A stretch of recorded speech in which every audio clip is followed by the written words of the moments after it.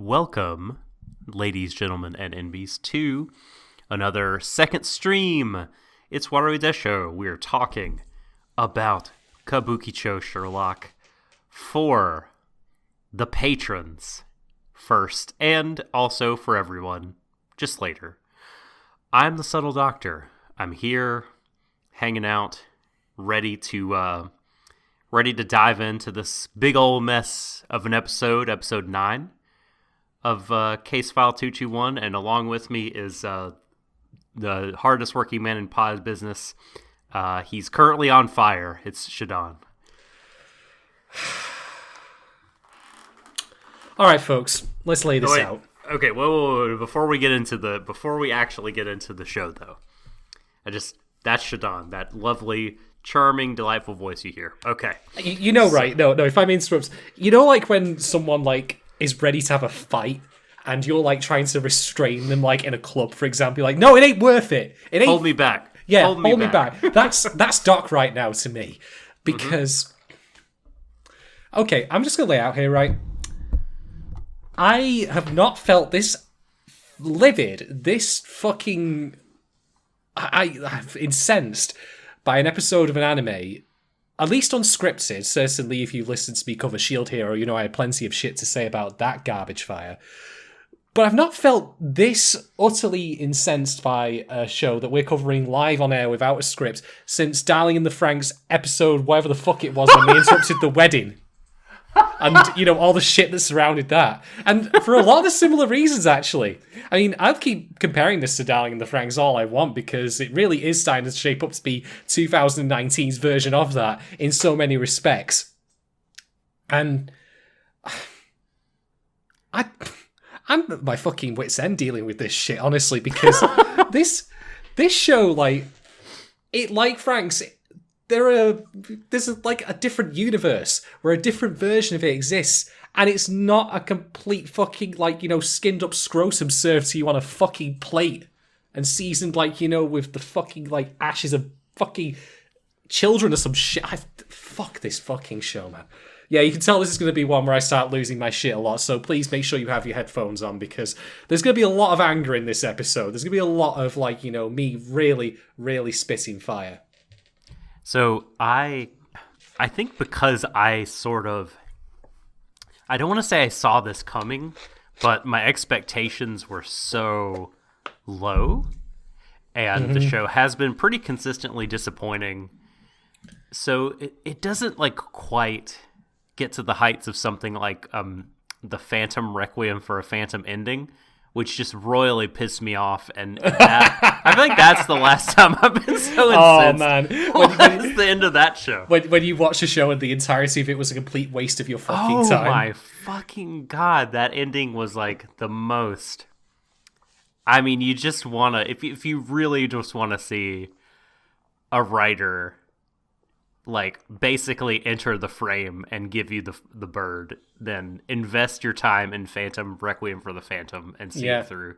You too will experience pain and anguish and just so much fiery anger. I don't quite have that for this show, because like I said, I feel like this is sort of the pile of shit it's been rolling around in for a while, or at least not to this extent though. Everything that's wrong with this episode has been wrong in this show before, but it's magnified to such an intensity that it actually almost feels like it's searing your eyes. There's nothing good about this episode at all. There's one good thing, but it's so minuscule that it almost doesn't matter. Yeah, even the animation in this episode felt cheap compared to other ones. I swear Mary's face in this one started turning into some Salvador Dali shit at some point. Well, Okay, so I guess before we really get into Yeah. it, Okay, again, we have a format. We should stick to it before I start slavering at the mouth. we don't have a super format for second stream. Second stream, as you all probably know, listening, is where we skip the summary and don't really talk about the people behind the pens, pushing the pencils and clicking the mice, as it were.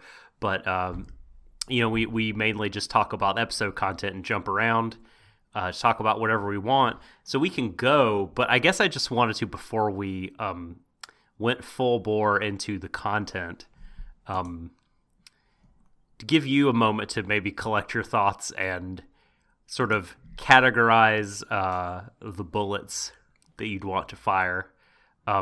Because largely I think I'm going to get out of the way of you for the most part. I just wanted to, up top, say a big thank you to the patrons who are listening, in case we don't get to it later on, because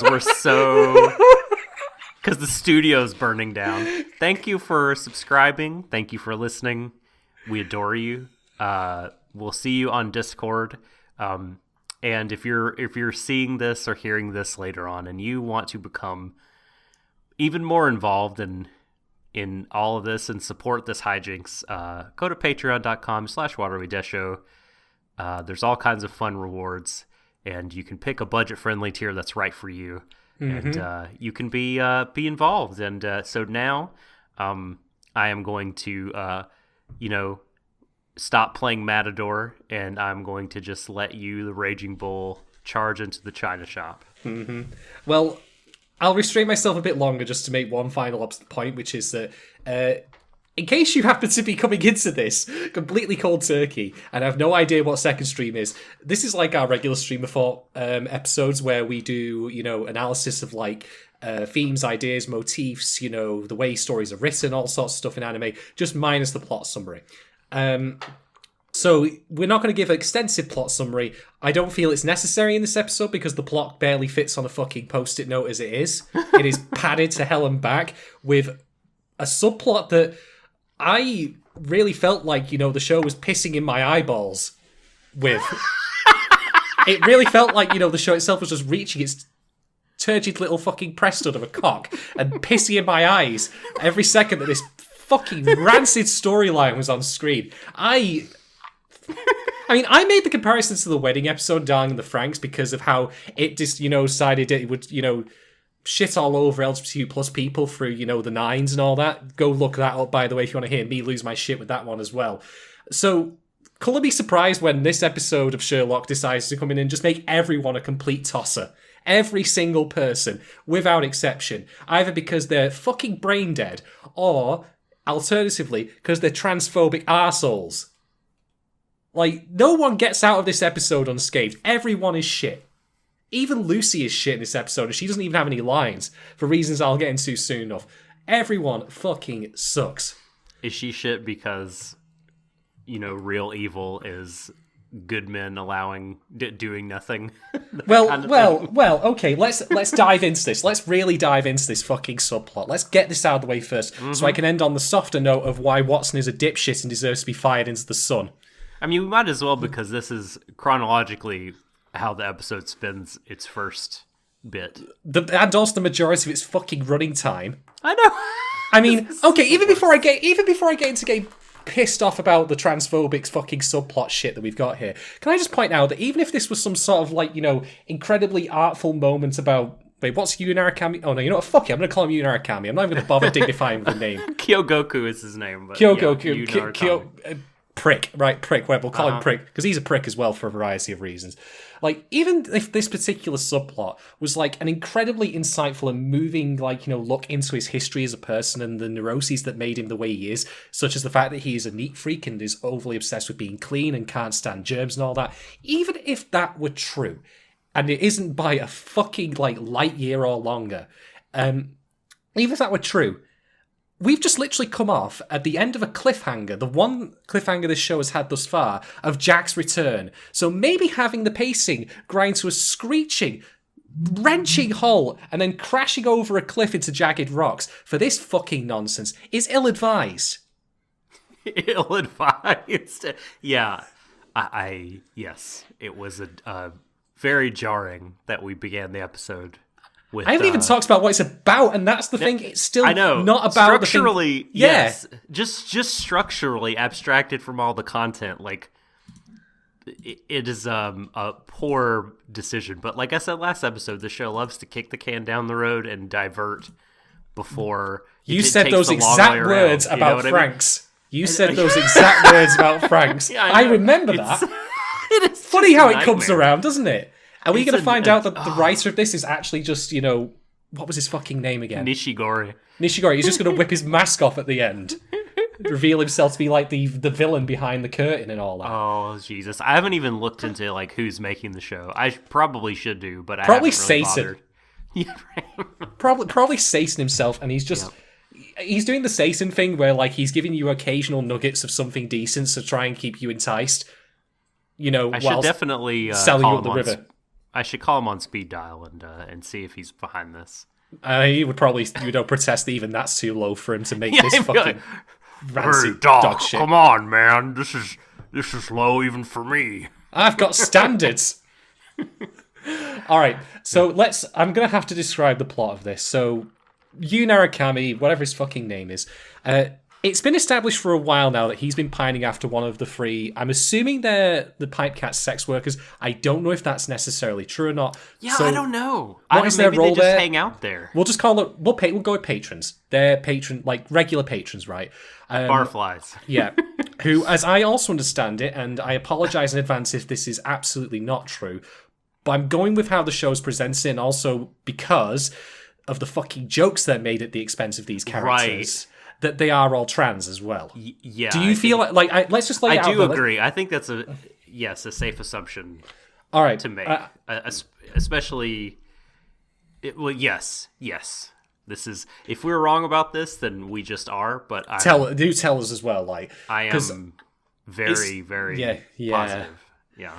Because it's no small thing for me to say that a lot of what I'm about to like really rip into and tear into this show about is based on that fact. Not, by the way, before you say anything else, because they are trans, but more because of how they're treated. Yeah. So, okay, back to the summary. Prick, or whatever his name is, he, has had a thing for Maki, who's one of the ladies, for quite some time in the show's run. Mm-hmm. And he finally decides that he's found himself a pair of balls to strap onto his nether regions and actually, try and ask her out. Except that, of course, he has the social graces of a fucking goat and has no idea what the hell he's doing. So he decides that he will ask her out, which he doesn't in the end. That's Mary who does it for him by dropping the hint to Maki when she's in the same room. But he uses these fucking pickup artist books. Yeah. Like, just some Rouge V bullshit. Yeah.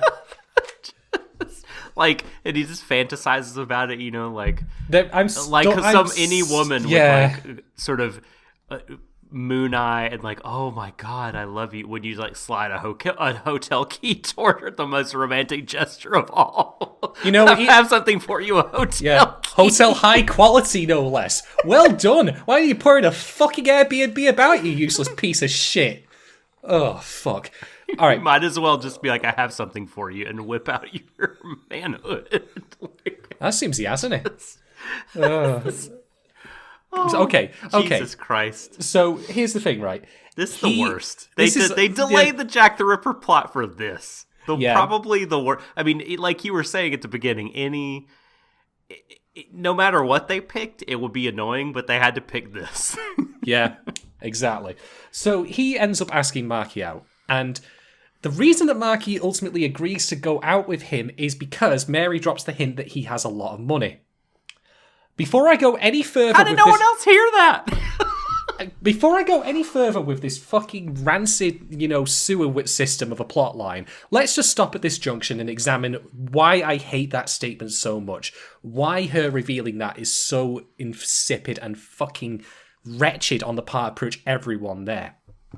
All right, so first off, Mary herself, saying this, that's awful on her part. I know that he's a dog. I know that he's a muppet. Andy himself is a transphobic piece of shit, which I'll get into in a minute. because I've actually kind of gone past the discussion he has with Watson prior to that point, which in itself is noteworthy for all the fucking dog whistling it has about transphobia. But we'll get to that in a bit. So Mary herself is being a shithead for that reason. But what astounds me, and this is something I need to actually backtrack on, I need to mention something I didn't discuss in the previous episode that I only realised in hindsight is that there was a missed opportunity in that episode. Because you might recall that in that episode, we have the lady whose name I don't remember, and Emily, or Emery, or Claudia, or Bert, or whatever the fuck her name was, the kid. And this plot of them... the plot of them being threatened to be separated from their parents. Now, who else is in that room at the time that is revealed? Lucy's there. Does Lucy have a single comment to make on this, given her own backstory with Mary that we learned only 3 episodes prior? No. What a fucking waste. I wasn't that mad about it at the time, but I realise now that the writers are categorically in-fucking capable of actually referring back to character beats they have previously established, except for all the ones that are shit. And I will prove that here, because here's the thing, right? Mary, sat right next to Lucy, suggests, hey, he's got a lot of money saved up. We know, by the way, because I watched the show, which is more than I can say for the actual people who wrote it, that Prick, or whatever his name is, has saved up all the money he has so he can actually flee Kabukicho, period. Does Lucy have any comment to offer on the fact that, Mary, the sister that she has spent so long saving money for to go to cram school, including actually end up working cabaret or whatever that event was in her own episode, sacrificing sacrificing her dignity to do that. Does she have any comment on Mary's behaviour suggesting, go take him for all his money? The thing that he's worked so hard for to get himself out of this desperate situation? No. Not a fucking word of it. She'll never go against her sister's wishes, though, ever. But I'm sorry, but can we at least make something of this, though? Like, don't establish this as a big thing and then have this thing happen where Lucy is present in the scene. Because then people like me will fucking point out, hey, doesn't she have anything to offer on this? And this, again, is an example of something I've banged on so many times at this point, I might as well actually have it tattooed on my fucking forehead, which is plot holes, or things you miss out, or character inconsistencies. You can turn them into something good if you actually address them in the material. If you don't, you just come across as forgetful or ignorant of the very shit you've actually written. And boy, howdy are the writers of this fucking show guilty of that. I think this episode, has so many sins. I think for this Lucy thing... But that's why I'm getting out of the way first, because it's the... Yeah, I think it is... I don't know if justifiable is the right word here, but, it doesn't feel egregious to me for, a couple of reasons. Just, A, she strikes me as the kind of person that, by and large, doesn't really get involved in other people's business. Unlike Mary, who's always putting her nose into other people's business and always getting into trouble. B, like I said, she doesn't really, she sort of, her guilt has her kind of in a place where she doesn't really go against Mary. And also from hanging around Kyogoku a lot and sort of seeing and hearing how gross and annoying he can be, she probably is just fuck this guy. Well, this is the thing, Doc. All the things you said, we don't get any of that in the episode. She's present and does nothing. If she had done any of the things you had said, I wouldn't have this complaint. This is what bothers me. All of the stuff you have just discussed is right there for the writers to put in and actually have Lucy do something and build on her previously established character points. And I don't even need it needs to be a long thing. It can be a 2-second line, a single line of dialogue. But she's there and says fuck all. And I'm like... Did she say men are garbage, or was that Mary? That was... I think that might be Mrs. Hudson, actually. Oh, yeah, that was Miss Hudson. You're correct. Yeah. So... Lucy's shit, Mary's shit, we've got that out of the way. Let's go through the list here. Let's go through this, fucking rogues gallery of awfulness. Let's talk about Prick and Watson. In fact, Prick 1 and Prick 2, I'll call them. Okay, so they have a discussion prior to this point, and the lines that have come out of fucking... What was his name again? I'll make an honest effort to try and actually use it. Kyogoku. Okay, Kyogoku. Got it. Kamehameha. No, unless it's this show. Super Saiyan level 2. It's over 9,000 on the shitty level. Anyway, so Kyogoku, he says, I'm not having kids until I'm 32, But until then, I'm going to devote all my time to Maki-chan. And this line, I was like, oh, you fucking wanker. Ha! You absolute cockstain. Your mother should have fucking swallowed you, you prick. Because Jesus. Well, he's the neat freak detective, right? So it makes sense that he has like a very rigid plan for his life. And this is a trait that annoys me about people. I don't like it, but it's consistent at least. Well, the way I read it was that he was essentially going to stay with Maki-chan, assuming it actually happened, until the point he hit 32, and then he was going to get rid of her for, how to put this? For someone... because of her being trans. Right. Now, I admit, I'm going to, just to fucking put the brakes on this for a second. I didn't even think about that. Just to put the brakes on this for a second, I am very ill-educated about this. I believe, and as I understand it, that it is possible for trans women to get pregnant, which is good, by the way. That's absolutely fine. I don't know enough about the mechanics of it, how it works, if there are some who can or can't. But regardless of what I know... They could adopt or artificially inseminate, well, yes! and that kind of thing. Yes, exactly. Exactly. So this is the thing. Even regardless of what I do or do not know, what he knows still, suggests, well, I'll have my time and then dump her. I don't think it was suggesting that, though. Was it? That didn't even cross my mind. He doesn't... It feels like he wants to stay with her forever, right? It seems like he said, until that time, I'm going to devote myself to her. So I guess what he means is, solely to her, as in... I want to be married. I want to be with her and have no kids, so I can focus on her. In fact, I mean that's a thing that disclosure. I'm married. That we did. I mean, certainly we didn't go till 32, but we did say first 2 years, let's not have kids so that we can just spend time together and keep working on our relationship and get to know each other and focus on that as a priority. So maybe from my perspective, it feels less weird. And that's how I took it. But maybe you're right. Well, given everything else he says, though, and everything else that Watson says, it feels like that reading that I give would fit with their mood, because they say other things as well. God, I think they have a discussion I didn't realize you're into that type. And then Watson this is the part. Yeah, this is the super annoying part. And then Watson points out, so you're into this type too. I'm just oh, great. I'm oh, great, we're getting misgendering jokes in. Fucking brilliant. Wonderful. Thanks a bunch for that show. This is why I think this is part of the mood, because, let's put it this way, the writers were all in on this one. I can't see how they would go from the more nuanced perspective of, I'll wait until that time, then I'll have children with her specifically, else we would have fucking mentioned it, you'd think.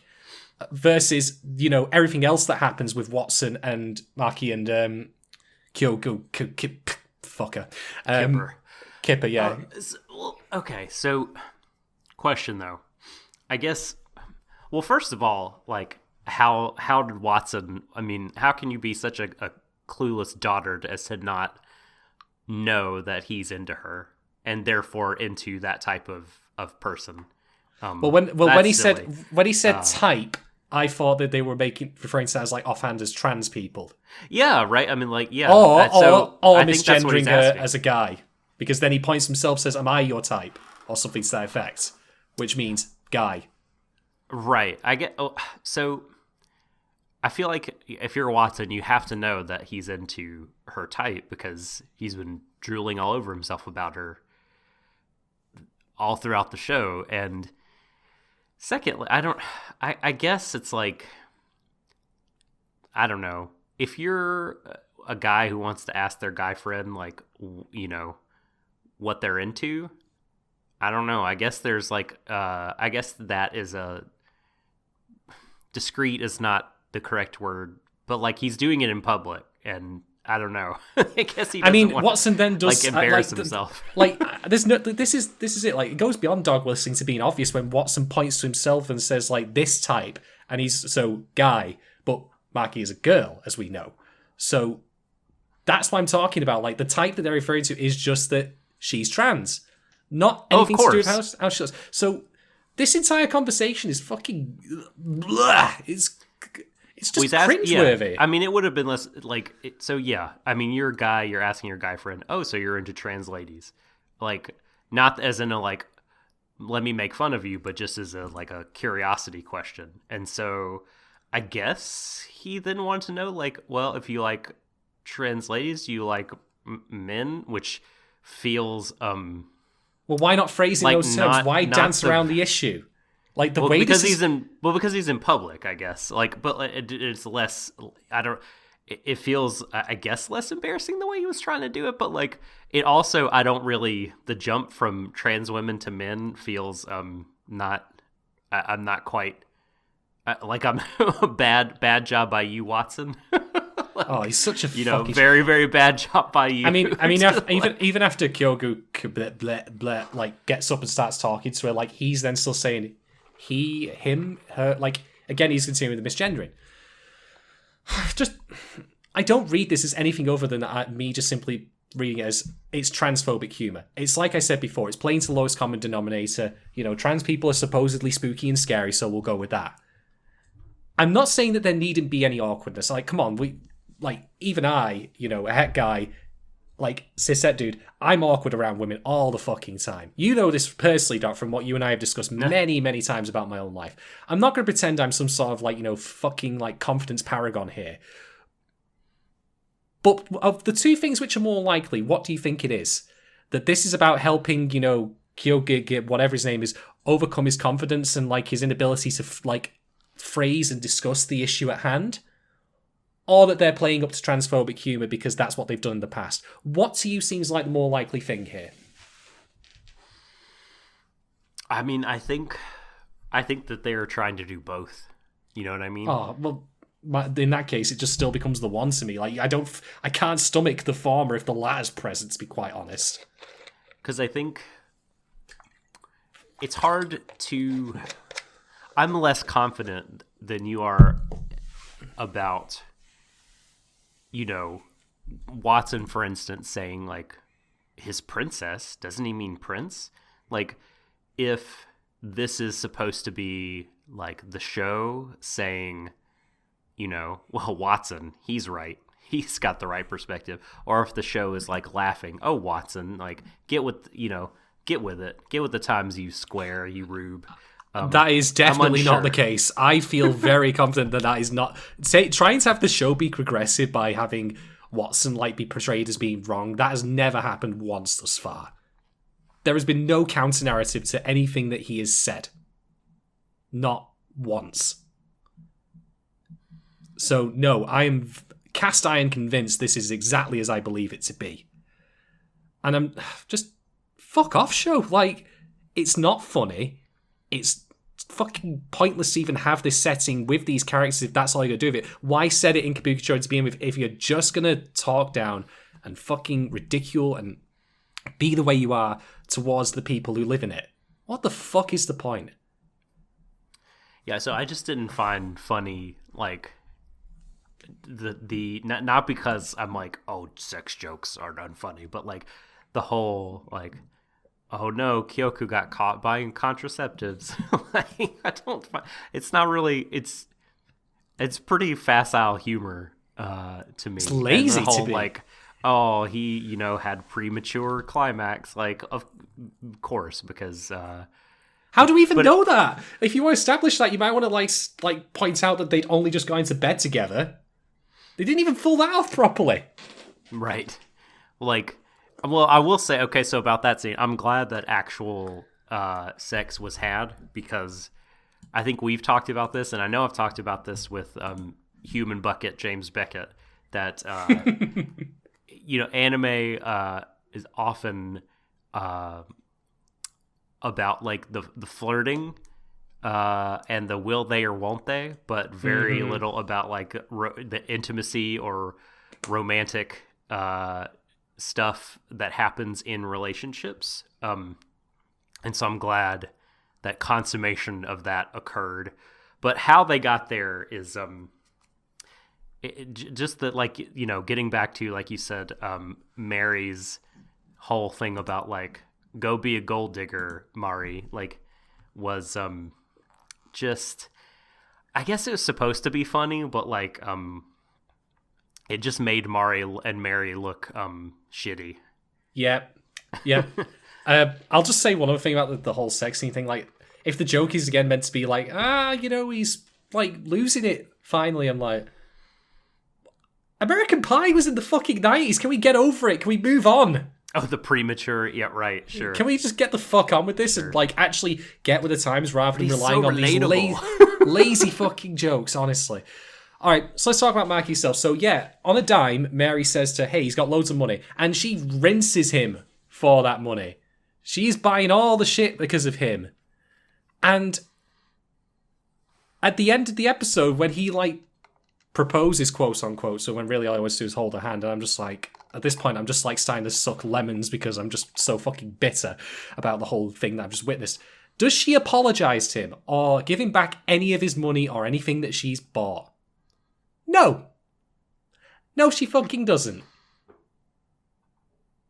Everyone in this episode is shit. I've not even got to talking about Sherlock or Irene yet. They're both shit too. Everyone sucks.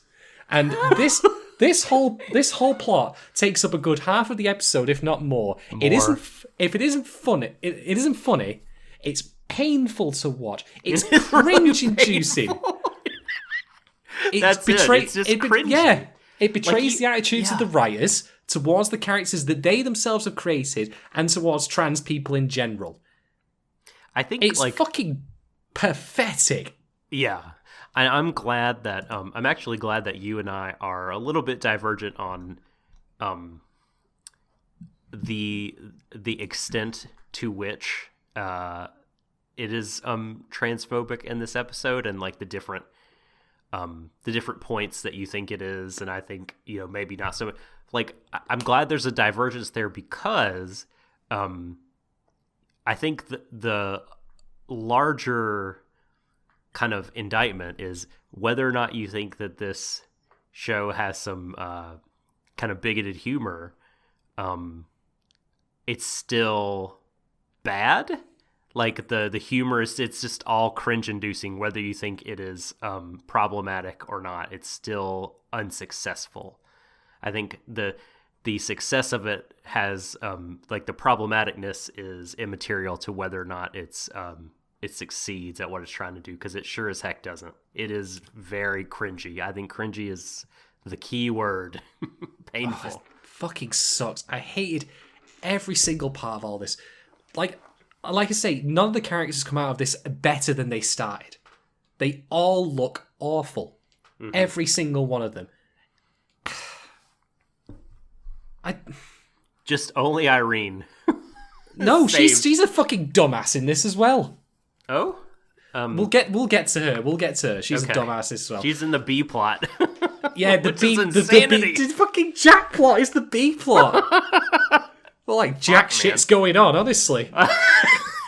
Yes, I know. Fuck. Okay, alright, look. I'm going to let people have their own judgment on this. I'm not going to say people are wrong if they don't feel as strongly as I do about how transphobic this shit is. I personally think it's pretty clear as crystal to me. I think that given the way the show has put itself forward before, even in the previous episode when the time of the mump joke happened and Watson was all like, eee! I mean... Yeah, that was... I did not enjoy that. to me, like, it's clear as day. They've set out their stall here. They've been very apparent on what their style of humour is. I can't personally see how this is any better. This to me felt like them going in real hard on it. So, if you want to feel differently though, that's fine. Here's a point. Oh, sorry, you finish and then I'll talk. Sorry. Sure. If you want to feel differently than I do, or not as certainly as viscerally as I do about it, that's fine. I'm not going to think any less of you for that.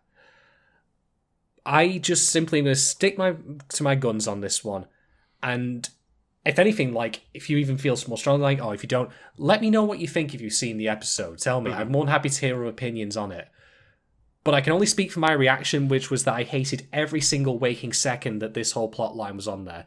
I mean, the rest of the episode was garbage as well, but it was garbage in a way that at least didn't feel like it was directly offensive towards a particular group of people. The rest of it was just fucking stupid. So I'll leave it there. I've said my piece on it. I've spat my fire out. And no doubt, this will probably be played back in a court of law someday. So please, so those of you in the jury, please look favourably on me. Thank you very much. And now I'll pass it over to you, Doc. So, so regarding counter narrative, just because I do think the show, I have been troubled for anyone who's listened to all of this second stream. I have been troubled by what I've also perceived as some transphobia in the show. But I've been thinking more and more about, what Mudakun tweets wrote and linked to. I've just been trying to reconcile the two perspectives, mine and that one. And maybe the counter narrative is just Watson himself, and they're not going to exposition dump a counter narrative. Maybe the idea is he looks so silly and foolish because he does. Because look, we're going to talk about how useless he is, and he's not just useless in terms of his detective skills or moving the plot forward. It just in all the social situations and everything, he's always getting dunked on. He is usually, there have been times where other characters have been egad, the queer. But it's mostly just him. And maybe, I don't know, perhaps that is all that's required, right? Or at least maybe they think that, right? It's this, very sort of normie, cishet straight boy getting his feathers ruffled every time anything comes up with LGBTQ people. Isn't this funny? You're meant to think, or maybe on first blush, the situation is set up and framed so you think, oh boy, these other people are weird. But as you kind of go along, it's actually John is kind of the weird one. So maybe, oh, sorry, you responded, then I'll go. I am going to uncork it on this. I don't agree with that. I don't agree with that for a lot of reasons. Let's start from the beginning. Watson, okay, I know that I've argued before about how you should diverge from Holmes' canon and tropes and standards and all that. But using Watson as the point character is a pretty universal part of it. And it's pretty, fundamental to the construction of any Sherlock narrative. I can't think of any one Sherlock story that exists where Holmes flat out wasn't there. I'm sure there are examples of that. But can you think of a Holmes story where Jack the Ripper exists? Pardon, sorry? You broke up. Can you think of a Sherlock Holmes story where Jack the Ripper exists? No, that's not the same thing, though. That's not the same. Because what I mean is it's trying to be maybe more than other Holmes stories, different. Yes, and that's fine in certain respects, but like I say, that's so fundamental, the Watson character being present, that I can't think of a story that hasn't had him there in some format or another. Putting Jack the Ripper in is just an addition. I'm talking about something that's been there from the very beginning.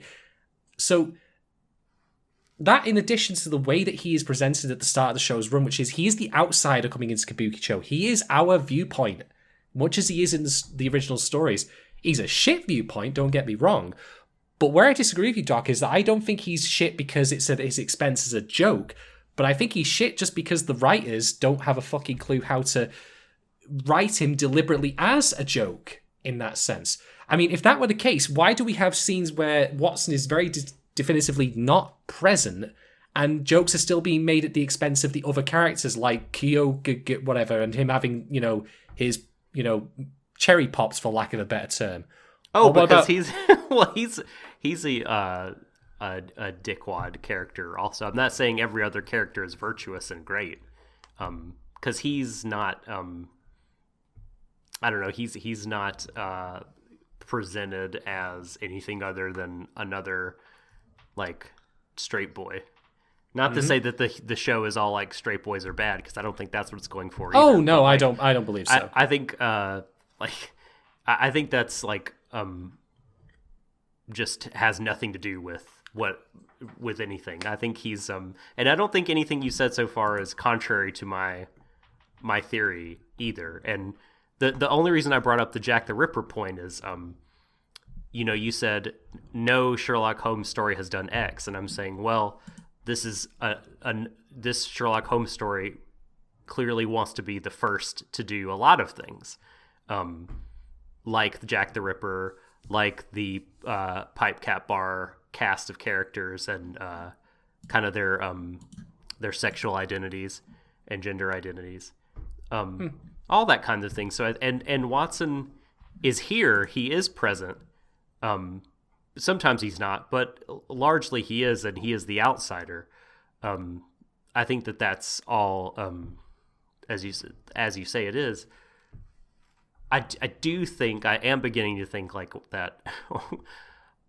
We're supposed to laugh at how, like his lack of adaptability when it comes to hanging out with these other people. Now, there is a specific situation which I'm of two minds about, and that is when this episode, Miss Hudson invites him to stay at the Pipe Cap Bar, and she does her whole temptress thing, Mm-hmm. Why don't you come stay with us? And he's all like, no.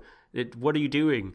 And so part of me initially was like, oh boy, here we go again with making the LGBTQ characters into like predatory types. But then this episode, I was actually like, well, Irene kind of does the same thing to Sherlock to get her way. So doesn't mean I like that either. This is not a sort of stereotyping queer people as much as it is Miss Hudson using her advantages to poke some fun at Watson, but also like kind of get what she wants. And just like Irene, has her power moves, and Fujiko Mine has her power moves to do with their bodies and their desirability and sexuality.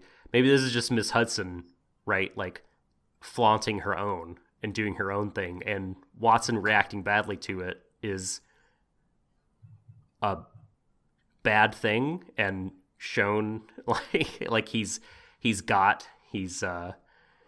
I don't know, he's just meant to be like a joke at his expense rather than Miss Hudson's expense. But I am, like I said, a bit in two minds of it, because I could initially my reaction to it was definitely like, oh boy, they're doing this. But upon reflection, I don't actually think it was that it was a problematic thing. So I don't know, man. You talk now. Tell me what you think. I don't know what else I can say other than that as presented, I can't see it as a comedy. Like, not least of which is because no one is actually calling him out on this behaviour. Or rather, when I say call out, I mean, if it's meant to be humorous, why are the characters not similarly laugh at it? It doesn't seem like that happens to me. It just seems like these things exist for the sake of the audience. Like the comment, like, Prince, Princess. Like, no one else hears that. That is explicitly constructed for our benefit. Well, do you feel like it would be too preachy for someone to stand up on the bar? No, and be that like, doesn't need to. Watson, you need to be more progressive. No. It doesn't need to be like that. I'm talking about people mocking him. Like, if we're meant to mock him, why are other people not mocking him as well? It feels like all this stuff seems to be happening in a vacuum, which is just for us. Well, I think people clearly hold him in contempt. I think Holmes, I feel like he's largely contemptuous of him, and well, that's just how he is with everyone, though. Well, he's useful. He's also useful as well, right? But that's true. That's a true point about that's a point. Actually, a good point about Holmes. But not useful in a grand sense, but he's useful insofar as like he'll drive people places. He will fucking clean. Congratulations. Like, so I guess they don't want to like super bother him or offend. I don't know. Who is the show openly mocking? I mean, no one openly mocks Kyogoku, who's clearly a mock-worthy character. Like, I haven't seen. I don't know if the show openly mocks anyone, outright. You know what I mean? But there's a lot of comedy at the expense of a lot of the characters. Yep. And a lot of times they're just like, I mean, Moriarty in his own way mocks Watson. They're like, "Oh, you silly! Don't you know you're supposed to do this? Supposed to drink the milk." Exactly. I'm okay with that because that is him like being fish out of water, which he is. Yeah, and that's and why the I water. think Well, could the water be heteronormativity in addition to? You are giving the show way too fucking much credit. Honestly, I really do not see it as being that way because again, I can't see how there is a counter narrative here to his thing other than just like if this is framed to be like, you know, we're laughing at him, there needs to be something actually in the show itself. And I'm not talking soapbox preachiness where, you know, Mrs. Hudson sits him down and says, "Look, honey, like you're talking, you know, you've got some old ideas and old-fashioned ways and you need to grow up and get inside." No, it doesn't. That's not, I would not want that. It would be fucking hokey. What I want, if that is true, is for someone else to be on board with point out. Because the things that you say they mock Watson for, they have nothing to do with his actual viewpoint towards the trans people. The things they mock him for are his general incompetence. Yes, but they can be mutually exclusive. Sure. I guess only the audience gets to get in on the like, lol, look at Watson being dumb part of it. But I guess in her own way, do you not think what Miss Hudson does this episode is mocking of him? Well, you mean like saying go live in there and all that?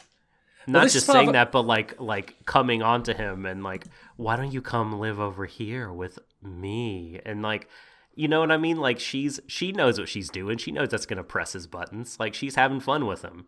Clearly, it's there's not a laugh track in the background or anything. Did we not discuss in a previous episode that we were not particularly down with the idea of her invading people's personal space?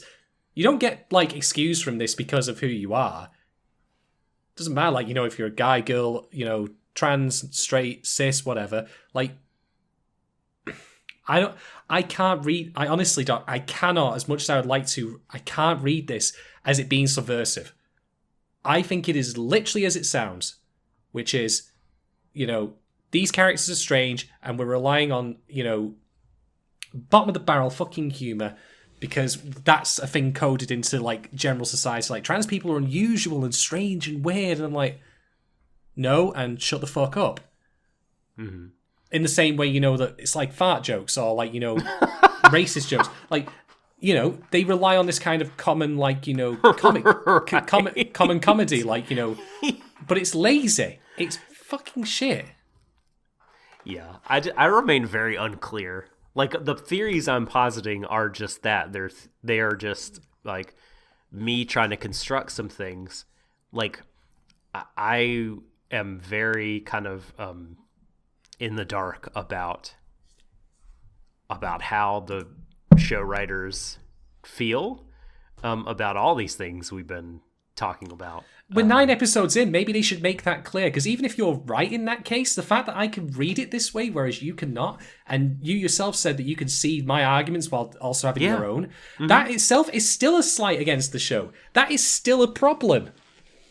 If your writing is that ambiguous that you can read it as transphobic or not, you might want to fix it before you put it out. Yeah. I'd be really curious, like you said, to what other people think, because I don't want to put too much stock in my own perspective on this. But please get in on this, folks. I'd like to hear. In fact, if we've got any people watching it, I mean, I know Vorgelli is not caught up with the show, unfortunately, due to her own commitments. But if there are any trans people out there who are watching this show, please give us your perspectives on this. Like, I'd like to know what it actually. I mean, I can just sit for the sidelines and like be annoyed at it as an ally, but what about the people who actually this would be genuinely hurtful to if it is as I believe it to be? Please throw your opinions our way and let us know. We would very much like to hear that. So, how did you feel about the conclusion of the Mommy Kyogoku story, and I don't mean what happened in the bedroom. The premature it's like I said. conclusion. It's like I said though. She doesn't return any of his money or apologize to him. No, she pawned it off and got money for it. Just sold it all because it was too expensive for her tastes. And give it back to him then. Apologize. She was fully not on, but like basically right up until he proposed to her, she was in the like, nah, like I'm not into this guy. I'm just gonna gold dig or whatever. And like the argument, right, that Watson and Mary have about it, where Mary says, you know, what she's gonna do is take this guy for all he's worth, and Watson's like, no, he's just trying his best. He's a regular guy. That's not cool. And I forget what Mary says, but then Watson says, well, when he proposes to her, she will see his passion and she'll understand how like he really deeply feels for her, and that'll win her over. And Mary's just basically like, oh, please. But that ends up working. But I'm sorry. So annoying. I'm of the oh please too, because it shouldn't take that far for her to realize what he's doing. He's already buying like gifts for her and showing his affection in like, I mean, for all that he's a complete klutz about it, at least he's sincere. Even though, as I said, that conversation he had earlier betrays his intentions and his actual views on her, at least as far as I read it. Mommy definitely thinks like he just wants to sleep with her, and he asks her. I mean, she asks him that. You know, whenever he gets down on one knee to propose, right? It's just like, why are you doing this? Do you just want, like, me for my body? Didn't she sleep with him before the proposal happened, though? No. Wait, that happened afterwards? Mm-hmm. Yeah, that was the end. Yes. That was, he proposed, and she said, you know, he was like, I'm getting down on my knee, and I will give you a diamond if you will consent to hold my hand. And then she was like, so moved by it. Oh God, you're right. Actually, she asked the question, right? Like, why do you want to do this? And then she was moved by his like feelings, where she was like, I don't want to take this ring until we get to know each other. Let's actually go on some dates. And then they fucked in the Love Motel. Oh, the hotel quality or whatever it was. The HQ. Yeah. God almighty. All right, no, I confess my error on that one, because I actually while you're doing it, looked it up. Well, no worries. I mean, this happens to me all the time. But like, when just like, I just don't know how I feel about it actually. How like such a like long shot storybook kind of thing, like, like it just felt so weird and odd that, you know, she would go from gold digger to genuinely caring about him.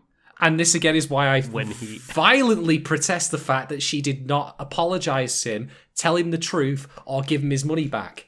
I know she should have totally done that afterward. Critical. Yeah, she should have done that afterward. Like, because like I said, she was not. You know, when he came in the bar, she was still planning on taking more money from him. But it wasn't until instantly, like in that moment when he said, "I want you to be my bride. I love you," that she flipped.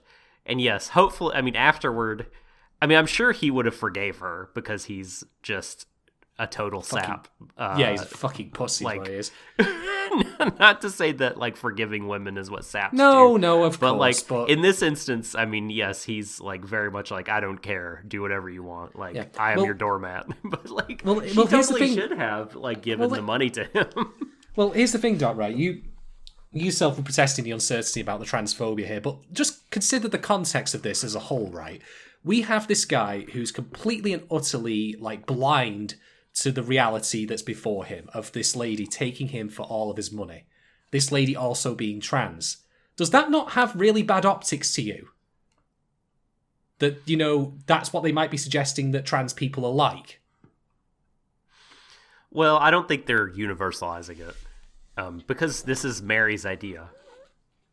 But again, though, Maggie's all on board with that. Like, just because it's Mary's idea didn't mean she had to take it on board. Oh, I know. What I mean is, I think it's a bad look for women in general, rather than so no just one trans wins. women. So no one wins then. Yeah, exactly. Right. It's, So pick it's your just a poison here, shitty, folks. It's a shitty choice. I don't think the show in this instance is saying this is what women are like or this is what trans women are like. I think it's just like, here's some shitty actors, like some bad actors in this world. Like, but I thought like I don't think Kyogoku deserves his happy ending. Like, No, he's such himself. a fucking idiot. He's himself with that conversation he had with Watson beforehand, as I said, was quite clear in his intentions to me, which was, I'll have her until someone regular comes along.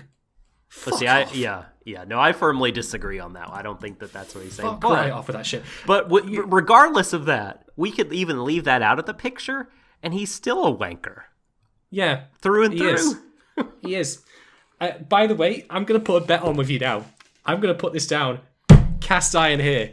I'm going to bet you we'll never see them date again throughout the entire show. It'll be completely forgotten. And you know what? Even if I'm wrong, I'm willing to bet you're going to say to me, I could probably see that happening. Because this is the show that forgets all of its previous fucking character beats. Even its main plot, for 8 episodes, fucking vanished. Here's what's going to happen. Let me tell you how it's going to go. You know how they left arm in arm and then went to the hotel to bang? Yeah. Well, going forward, what they're going to do is from now on, they're going to act like they had acted prior to this episode. She's going to hang out with her friends. He's going to hang out at the bar by himself or try to look cool to Watson. And yeah, it's just not going to like, and if someone brings it up, he's just going to be like, well, we walked it back. He's not going to say that, but it's going to be like, well, she's so pure. I'm doing my thing and she's doing her. Like something will happen where it will be walked back so that they can be apart and he'll still feel awkward around her. They'll do something where because they don't want to let those jokes go. You know what I mean? Even though she'd be taken out behind the shed and it, have the head blown because they off love with a shotgun. Kyogoku acting like a complete, hapless person, a twit in social situations with particularly Mary or Mommy. It's Mommy, right? Or is it Mommy? Yeah, Mommy. Anyway, yeah, I feel like yes, like what you say will largely be true. Even if they don't forget it, they'll pretend like it's not the case so that they can keep doing their joke. Yeah, huh? Great. Look forward to that. All right, the B plot. Yeah, let's talk about the B plot, which is the Jack plot, which is supposedly the A plot, but it really isn't. Okay, how do I put this politely? Watson's a shithead, and I hope he dies. He's really useless. Yeah. Oh, he's so useless. All right, where do I want to begin with this? Do I want to point out, for example, that after Irene is stabbed by Jack the Ripper, he calls for an ambulance? Do we see him actually offer any medical assistance, despite the fact that he is Dr. Watson? And I'm not talking as in like he's a fucking theoretical physicist here. No, he doesn't. That's the second time in 2 episodes where I point out, maybe you should go ask Watson for medical help. Or Watson should provide some medical help.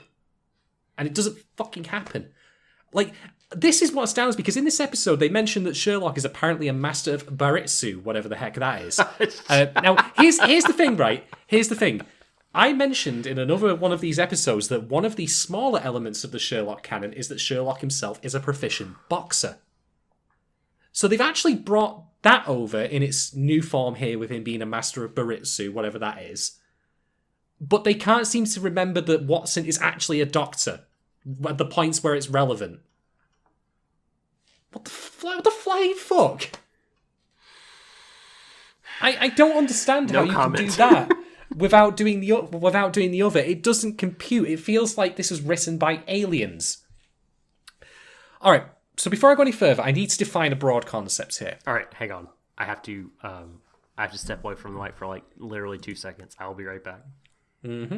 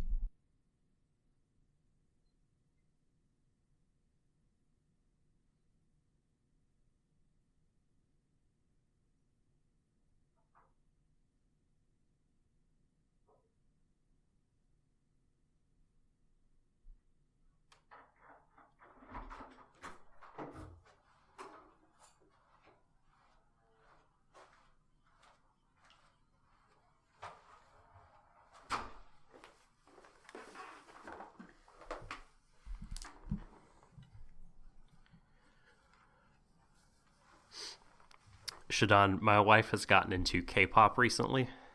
Oh? Like, very, very into it. And there's a song called Twit. I forget who it's by, but the chorus is basically just like, twit, twit, twit, twit. I don't like it. Nobody like it. And this is how I feel about Watson. Yeah, pretty much. Okay, so there's a broad concept I need to explain before I go any further about talking about the B-plot. And it's kind of related to the stuff I've talked about before, which is, the idea of how you make characters competent versus, making them look like morons. So here's the thing, right? There's a thing called an idiot plot. And an idiot plot only works because the characters are idiots. And by which I mean, right, that they're not idiots because they're written deliberately because they're idiots. As in, like, say in like a comedy, where the evil villain, like Dr. Evil, for example, from Austin Powers, just throw out there. Like, where everyone's silly because it's part of the joke. It's like an in thing. No, an idiot plot is where the characters are idiots despite very obvious clues or things that they could do, things that you or I as regular normal people can point to that could be done to solve the thing right away. Easy peasy, lemon squeezer. And that is the entirety of this B plot, because everyone's a dumbass. I hate all of them. The only one who's arguably not a dumbass, because he doesn't really do anything in it, is Sherlock, which we'll get to when we discuss the, big question of the episode's conclusion. But Watson is the main culprit here, because, like I say, he decides, I'll call for an ambulance and I'll provide no medical attention to this lady, even though I am myself am a doctor. Nice one, dipshit. Well fucking done on that one. Maybe he's just like a pediatrician. He's just like, I just treat kids' colds. I don't know how to. That was the plot hole in Prometheus. This medical unit is only rated for male patients in the fucking female captain's quarters. God damn it, Ridley Scott! You do write some shit in modern times, honestly. Anyway, I'll stop calling out old Ridley. I know he's had a rough time as of late. So there's that, and then there's the conclusion, which is okay. We've taken Irene to this theatre. There's only the three of us that know where she is. Okay. Moriarty's here all of a sudden. I wonder how Jack the Ripper may possibly have found them. Well, did you... So I'm... Not of two... God damn it. I can't talk today, Shadon. I feel like there's two possibilities here. One is that it's entirely too obvious. Moriarty's sort of guilt. And he definitely gets the side eye from Holmes, and Watson hugely, like in the end, he's just like, Moriarty, and then side eyes him. Clearly they know that something is weird about it, and he's first on the scene and all this jazz. So like, do you think that it is too obvious and that he won't turn out to be Jack or Jack related? He's definitely Jack related. There's no way. I mean, there's no... Go by what the episode shows you here, right? If this is a mystery story which you are meant to follow and solve on your own, are there any other characters that we see who know where they are? No. Only Moriarty even has a hint of it. Not that we see. No. Bear in mind also that, they broke into Holmes's apartment and wrecked the place. Yeah, and Moriarty, of course, had to... run off, and then the three of them left, Holmes, Watson, and Irene, and they come back to a trash place. Here's why I think, though, that he may be Jack related, but I don't think he's Jack the Ripper. I think he's definitely not Jack. He's definitely not Jack the Ripper. I know that much. There's just so much. So the way that the apartment is torn up and the calling card is left, I don't recall Jack leaving calling cards. I recall he just shows up and does a job and then leaves it. You know what I mean? He doesn't really leave these warnings. Do you mean the Bloodied Angel stuff? Yep. That was Jack's MO. That was in the first No, episode. I know, but I mean, he does it to victims. He doesn't do it to a doll as like a warning. At least that hasn't been established. No. At all. So like, I feel like that combined with, him being first at the scene and Irene not really saying like, get away from me. Oh my God, this is terrible. Having a stab wound in what looked like a non-lethal area, and then Holmes, while side-eyeing Moriarty, tells Watson, who just came from the hospital, oh yeah, she's dead. I just heard. Oh, she's not dead. Obviously not dead. And no. They suspect Moriarty. But like, I think it's way more likely that he's trying to draw out Jack the Ripper or something like that than it is he is in fact him. Right, okay.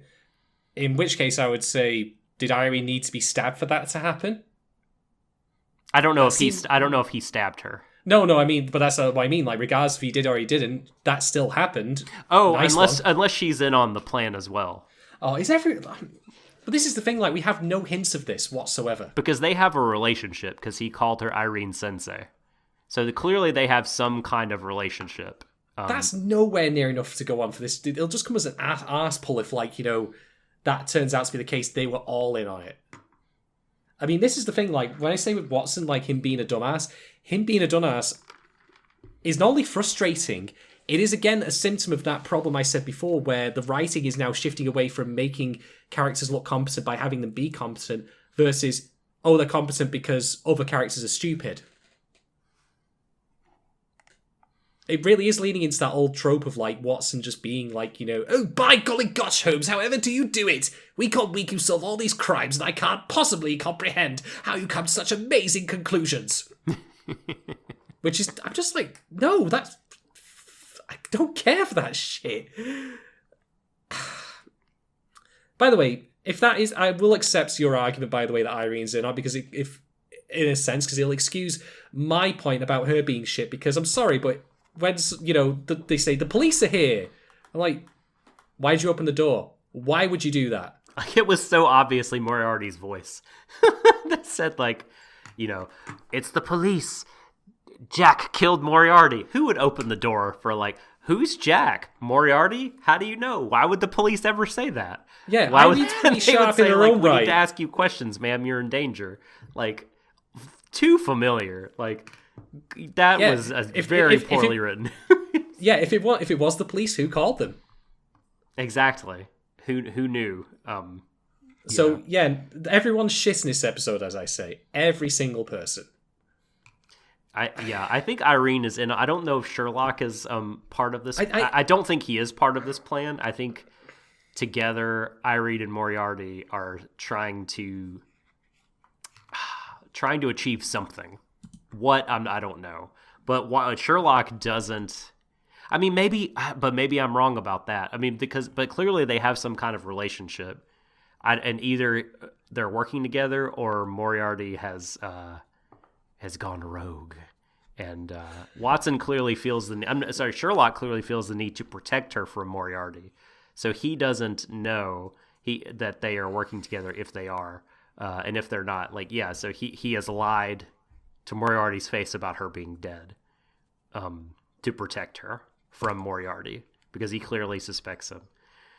Anyway, I feel like I'm repeating myself. I don't know. How did you feel about all this? I didn't care.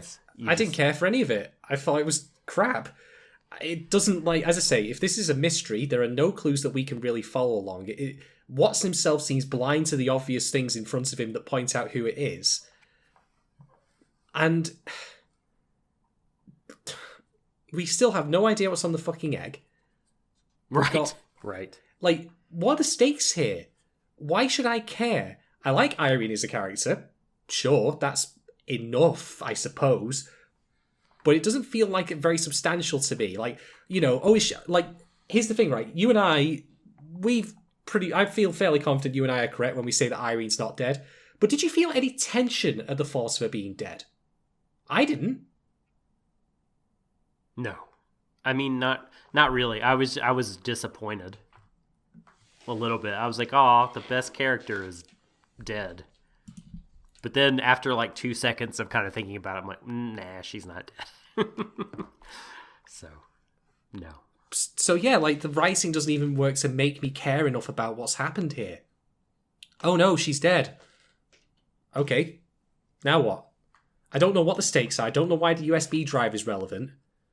I mean, I understand, like, you know, that we can't give everything away, but we're like 9 episodes in here. Can we have some build-up? Can we have any idea at all, even a hint of why any of this matters? Mm-hmm. Simply waving your hands around and saying, conspiracy, files, wall, tracking devices, like, throwing buzzwords around like that is not enough. They posited that Jack the Ripper's identity was on the USB drive, but we don't know that for sure. That's just a theory that has been thrown out by, I think, Holmes or maybe Irene. But that was said this episode. So that's like, you know, Jack the Ripper trying to protect his identity. I guess, like, I don't know, maybe, again, I think you've talked about this, but, like, perhaps by the time this wraps up and we've concluded the Jack the Ripper plot at the end of this core, that not only his identity will have been on the scrambled egg, but something to do with Donald Trump and the wall. Mm-hmm. Yep. And then we'll lead into Watson's case in the second core and the Yakuza boss and the wall and politics. Great. Which I guess is fine, but, like, I don't know. I'm not really excited about any of it. The show's not really doing that's it for me much. I have no, like, beyond all the things that really, really fucks me off of this episode, I don't have any real investment or tension in it, like, of sense of, like, dread about anything that's happening. I don't feel like going into the next episode in this cliffhanger, oh my god, what's going to happen next? There's none of that. It hasn't worked hard enough to make me care about that. Yeah. The most we've got, like, in terms of, like, personal connections has been Lucy's episode. Kobayashi had a push, but it has nothing to do with the main plot. A little bit of Irene, but again, she's only recently appeared. The rest of this has just been fluff. You have to do the rest of Mumbo number 5. I can't do justice a little to bit that. of Irene in your life. Is that what you're going to call this episode when we put it out? I've already done an Irene pun. I did the good night Irene. Fine. But a little bit of Adler in my life. A little bit of Mary, you know what's right. It all fits. No, I'm a genius. You're good. I'm a genius. Good. So, yeah, I don't care. And funnily enough, this ties back into Frank's, because guess what? Around this time in Frank's, I was like, can we get a move on? Oh, boy. Can we get a fucking move on here? It is.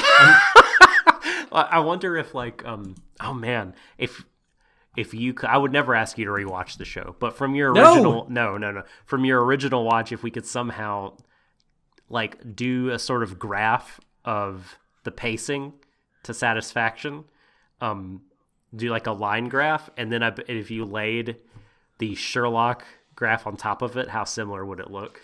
Probably strikingly similar. My God, Doc, it's an exact match. Doing our own detective work here. Exactly. Good God, man. You found it. I think we've cracked the case on this one. They're both steaming piles of horse shit. It's Nishigori. We know you're at the bottom of this. Yes. Is Nishigori the Moriarty of anime writing? Definitely. Holy shit. Well, that would mean that I'm Holmes and you're Cecil Dr. Watson, obviously. It all fits. Oh, there you go. It all fucking fits. There you go. Oh, shit. Yeah. I'll have a tussle with him at a waterfall. Nah. Okay, right. I think I've said all I really want to say about this episode. I'm just going to quickly sum up, though, and just point this out, that I had a very visceral reaction to this stuff because I'm just so fucking tired of it. Even if I'm wrong and it isn't really transphobic, the stuff that's happening, it's just boring. Mm-hmm. It's unfunny, uninteresting crap about a character who is not present to be a three-dimensional, interesting character. I don't mind characters being present for comic relief. That's fine. But when your comic relief exists, like, as the majority of the episode, immediately following the return of the show's lead villain, you have fucked up as a writer. You have fucked up royally. You don't cut back from commercial to shit like this. It doesn't work. So even if I'm being incredibly generous and I discard everything I said and say, look, okay, maybe I was wrong about it being transphobic. Maybe you read it in the way that it's actually on the inverse, where it's intended to be, you know, pointing out that Watson's transphobic, like, attitudes are wrong and we're laughing at him. Even if I do that, this episode is still crap. It just rises from a 1 to a 2, in my opinion, out of 10. Yeah. Which, congratulations, you stopped being pissed and instead you went to shit. Wonderful. So yeah, I would agree largely. I think this is a very bad episode. It contributes to the poor pacing of the show overall. I think the key jingling A-plot of the episode largely sucks. I don't enjoy the implications of it, and the actions of a lot of the characters in it are shitty. I think that the show's message about LGBTQ plus people is muddled at best. So it's really tough for me to get a read on it one way or another. And then I think the mystery stuff that happened was or the mystery stuff, I mean the Jack the Ripper stuff and Irene, it was too little too late, and it was I just needed more of that. And yeah, I don't know, I just don't feel really excited about much of anything that will happen going forward. And after the last couple, I was interested because I thought the show was through dicking around and was about to, we just got the 2-parter. That itself, the 2-parter, was very much we'll take the long way around to this plot, the scenic route, and not get straight to it. But the way it ended, I was like, all right, here we go, baby. We're gonna get to some shit. And no, well, we got to some shit, all right. Just not what we did, unfortunately. Yeah, I know. I'll just say again, folks, listening at home, send us your thoughts on this episode if you've seen it. Send us your thoughts on the show even. I've had a pretty strong reaction. Doc has had I wouldn't call it not a strong reaction, just not as strong. We're talking degrees here. But we need the perspectives of people, firstly, more educated than us, or at least educated than me. I'll speak for myself on that. And secondly, if we could, I would love some perspectives from trans people who have seen this episode on what it actually reads as. Because, if I may, let's go back to Given for a moment. I know that sounds incredible, and it really does feel great. Could we please? Do you recall, Doc, when you and I were discussing the episode in which Akiko and Ueneyama, had that discussion, and I was like, this is incredible, and I love every second of it because of how well it handles, an LGBTQ plus coming out story, and then coming out moment in particular. And then we spoke to Anthony Gramuglia. Shout out to you, Anthony, by the way, for being the awesome dude you are. And he offered the perspective that not it's fine, but it's not right for everyone. It's more nuanced than that. Right. I feel like we're kind of in the same thing here, where I can point to something and say, this sucks donkey dick. But I can only, offer that, I suppose, academically. It can't offend me personally as a cis het man. And in turn, if it doesn't offend actual trans people because they read it in the way that you did, or indeed in a different way, I want to hear that, because good. I want to be wrong on this. I don't want to, be spewing bile for either in my ignorance or being right about it in turn.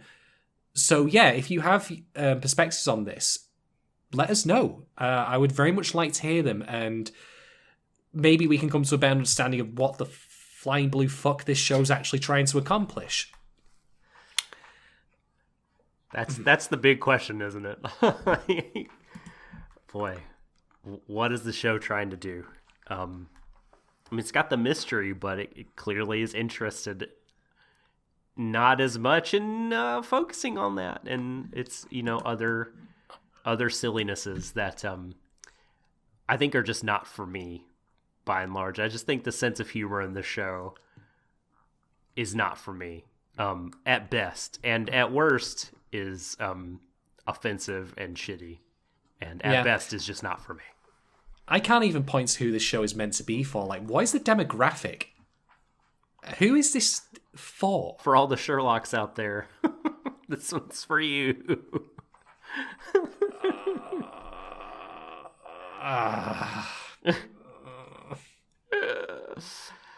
All right, I suppose we should probably wrap up then. In that case, I think we've done. Before my brain juice like leaks out of my nose and just spills to the floor. Yes. Anyway, thank you very much to everyone at home, or wherever you may be, for listening to this, hour and 15-minute long, oral nightmare.